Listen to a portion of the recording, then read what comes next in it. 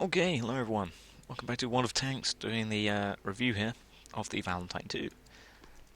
Because I did do this review before I did the gameplay. However, halfway through about, somebody came up the stairs, and I muted my microphone, paused the recording, waited for them to go, continued the recording, forgot to unmute my microphone, therefore half of it was muted. So now I have to do it all over again. However, this is for Valentine's Day, so this will be 3 videos in a row being released, because I normally do one every 2 days. However, I have one scheduled for the 13th, one scheduled for the 15th, and seeing as it's Valentine's Day and I watched a video from the Gaming Bear about, well, he did a review, a mini review of the Valentine II for Valentine's Day, so I thought, you know what, I also need to do one for the Valentine II, because I never did it. I got this tank last Valentine's Day for about £1.50 when it wasn't when they weren't doing deals all the time. So it was instead just like, here's the regular tank. We've halved the price to about £1.50. Have it for the Valentine's Day. So I was like, sure, £1.50, not that much. I'm gonna get it. And then I played it, and then yeah, it's a pretty good tank.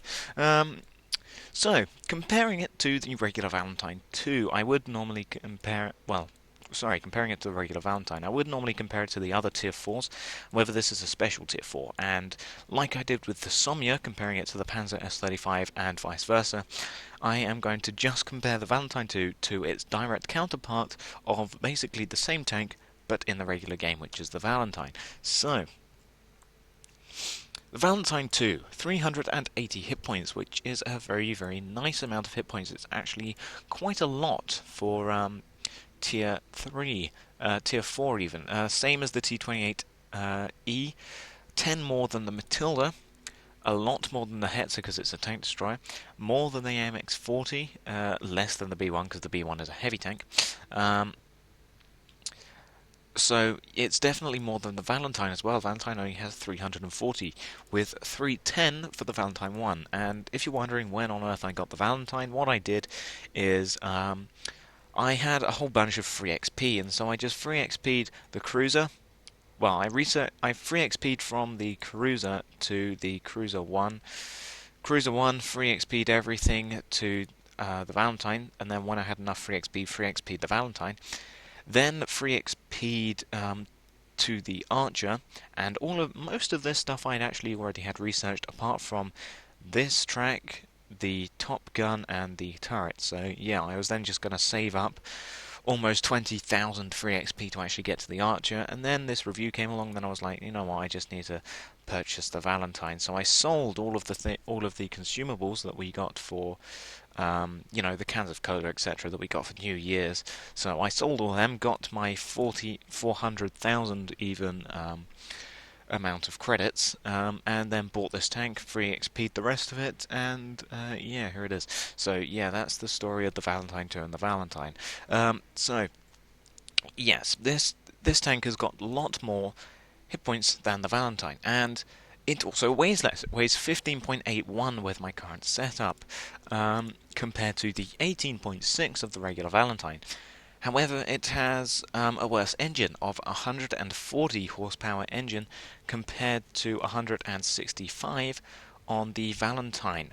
However, the same engine that is on the Valentine 2 in the Valentine, which is this thing, the AEC A190, the Valentine's version actually has less. It has 9 less horsepower of 131 compared to 140, which is strange.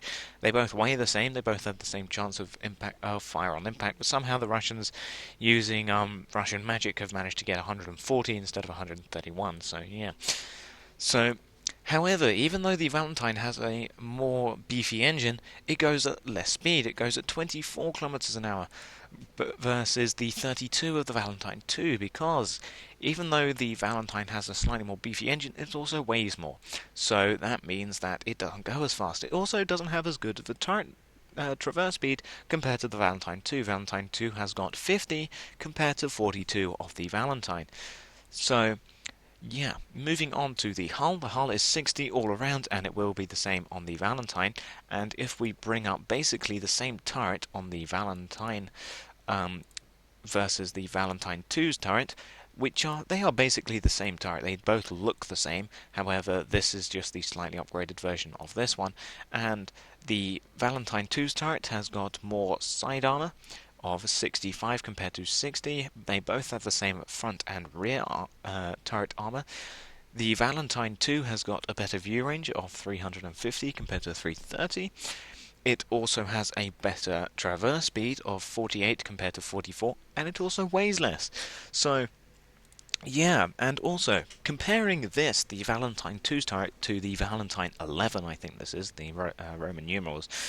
So comparing the Valentine II to the Valentine 11's turret, Valentine 11 has worse side armor, 60, has a worse traverse speed, 40, has less view range, 340, and also weighs considerably more.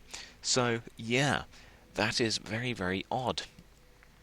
Skipping the gun for the moment, 48 degrees per second of turret traverse, as I've gone over, compared to 40, 350 compared to 340, and a 570 meter radio range compared to 450.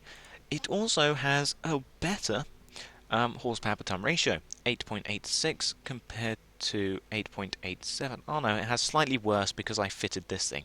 Without this thing, it has a better one, but even so, it's only 0.01 horsepower per ton ratio worse than the regular Valentine. So, you're probably now thinking, well, the Valentine 2 is better in every respect without that is without either of them having equipment. It's better than the Valentine. Why would I get the Valentine over the Valentine 2 when obviously the Valentine is a much better tank compared to the same tank in the British line? The answer lies in the thing sticking out the turret. The Valentine has a top gun of a 75mm Mark V gun, which is 75mm, 9.09 rounds, rate of 5 rounds per minute, 91 average penetration, which is not that bad, which is not that good, but it's enough for tier 4. 144mm of penetration with APCR, 38 with high explosive, 110 damage with 175 of high explosive, which is decent. That is very good. Average damage.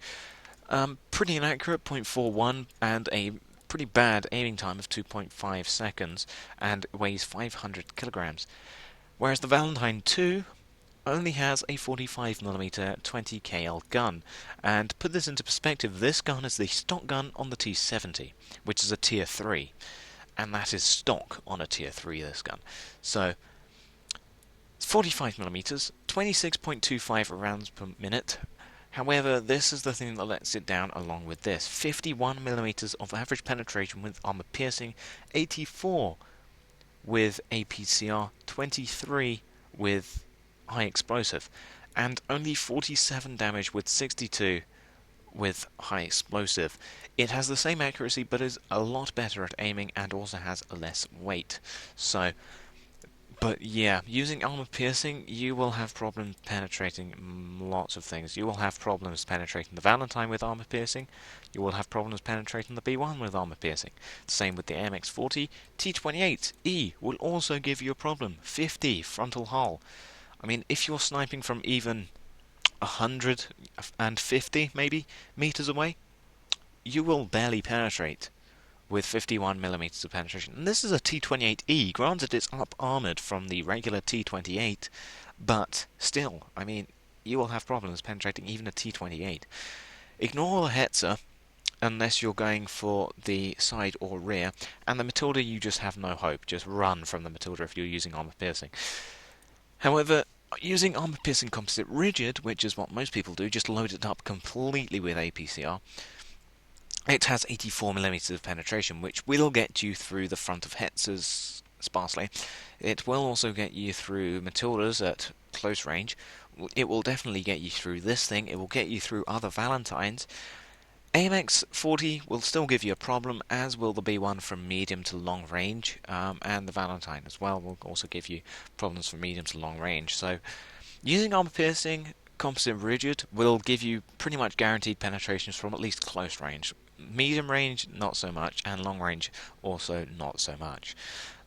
So, overall, you are thinking, probably, the Valentine II is much better at pretty much everything apart from the gun, so why would I get this tank for the gun? I have revised my judgment. I want to actually be able to kill things. Why would I take this tank out into tier 5 or 6 games with this gun? And the answer to that is that you don't. It, along with the Panzer B2, are the only tanks that ever see only their own tier. All they will see is tier 4. They will not see tier 5, they will not see tier 6. They will only see tier 4s because of how terrible their guns are. So they will only see their own tiers. So you're now going, I see. So if I was to load this thing up with APCR, yes, you would be overpowered. If you knew where to penetrate. Because just blasting APCR will get you penetrations through the armor, but really to make the most effective use of your armor-piercing composite rigid, you will aim for weak spots. But if you are loading it up complete with APCR, you will be slightly better than other tanks at your own tier. However, if you're using AP, then you've got to really play as a brawler and a flanker, which is what I do in the gameplay, which, like I said, I recorded before this review. So yeah. You have obviously got your regular consumables. You hold a grand total of 61 shots, which you will probably run out of because you will want to fire this gun a lot in order to do any considerable damage and penetrate anything a considerable amount of times.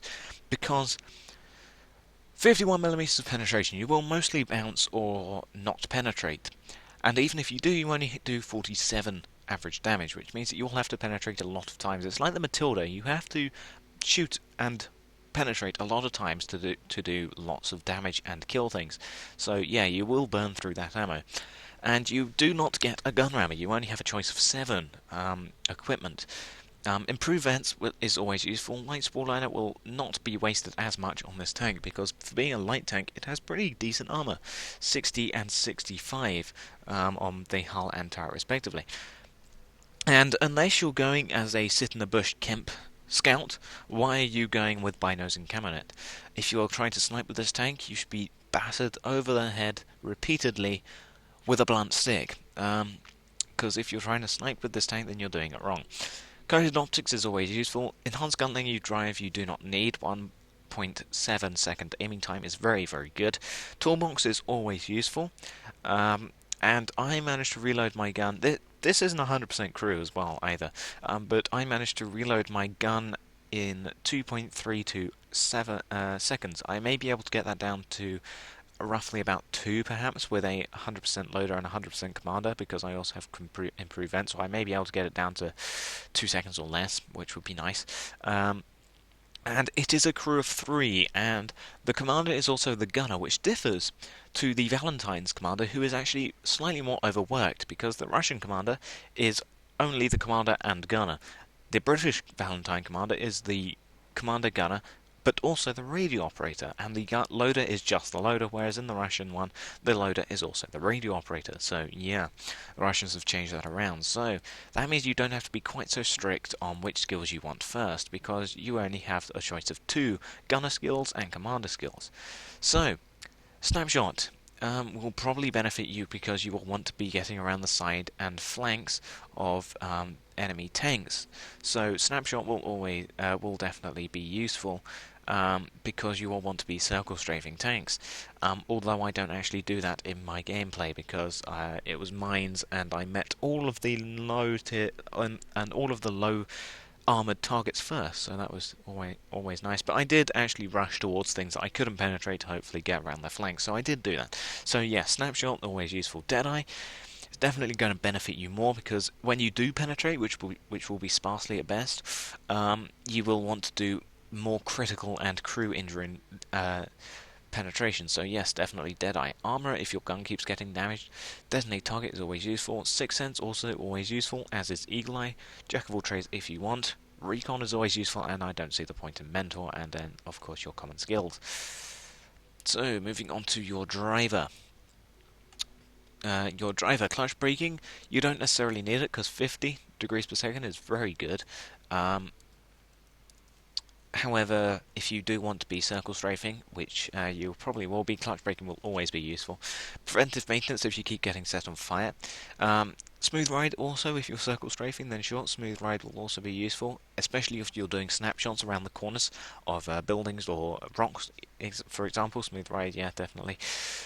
Off-road driving is always useful, and if you're ramming low tier targets, then sure, you can go with controlled impact, but and also you have pretty decent armor, so sure, um, you could go with that. As for your radar operator slash loader, safe stowage always useful, as is adrenaline rush.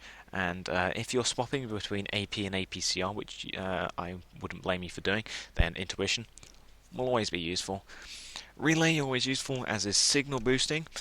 Call for vengeance is also always useful, and situation awareness is always useful. And then of course your common skills. So overall, with this tank, go for low armored targets, and if you find something that you can't penetrate from the front, rush towards them and get around their sides, because you do have a pretty well, you don't have a particularly fast top speed, but it is alright. It's about medium-ish top speed, and you have very good hull and turret traverse for you to be circle strafing things. So yeah, sure, go for flanks and circle strafe.